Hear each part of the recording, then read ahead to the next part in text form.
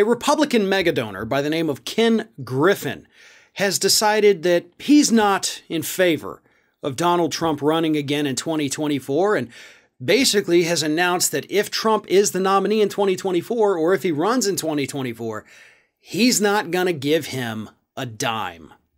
Griffin believes that it's time for the Republican Party to move on from Donald Trump. Let's see what else is out there. Let's see what other candidates we may be able to come up with, Griffin says. And Griffin would like to see other Republican donors do the same thing. Don't throw your money behind Donald Trump. We did that, and it didn't work out so well for us in 2020. Here's the problem. Griffin has apparently already made his choice on who to support in 2024, because Griffin has been pouring an awful lot of money into Florida Governor Ron DeSantis. So that's terrifying enough. Ron DeSantis is just as bad as Donald Trump, just not as abrasive to the public. Oh, he's still pretty abrasive, trust me. Just nowhere near the obscene level that we had with Donald Trump. So the big thing here is, in American politics, statistically, the candidate that raises the most money is the candidate that wins the election. Now, there are exceptions to that rule, obviously, but statistics don't lie. And if you have the most money, you are far more likely to be successful in your political endeavors.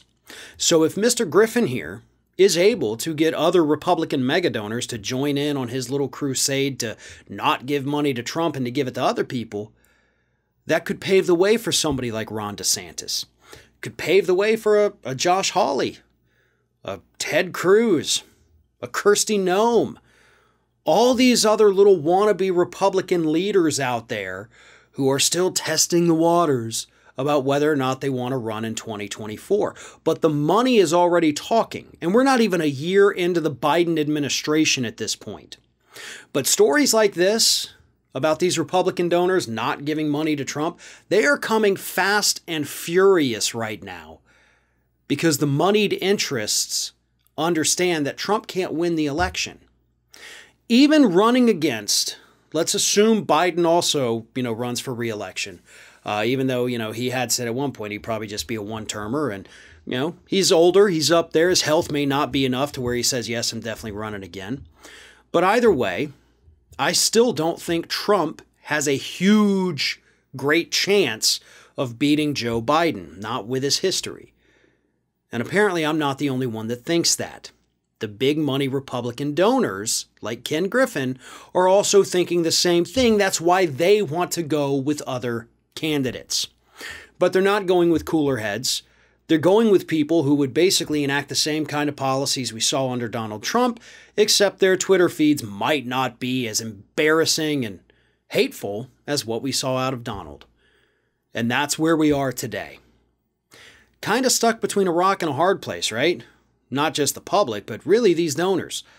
Because you want somebody that's going to have the policies of Donald Trump. You just want it to be in a little bit of a nicer wrapper.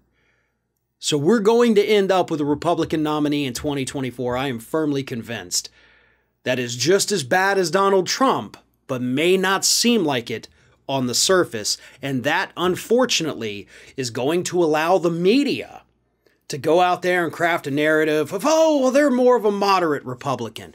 They're not as abrasive. They're better than Trump. They're not the same in any way.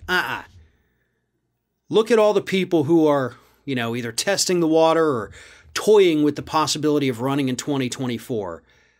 And you'll find that when it comes to policy, there is no difference between any of these people or Donald Trump.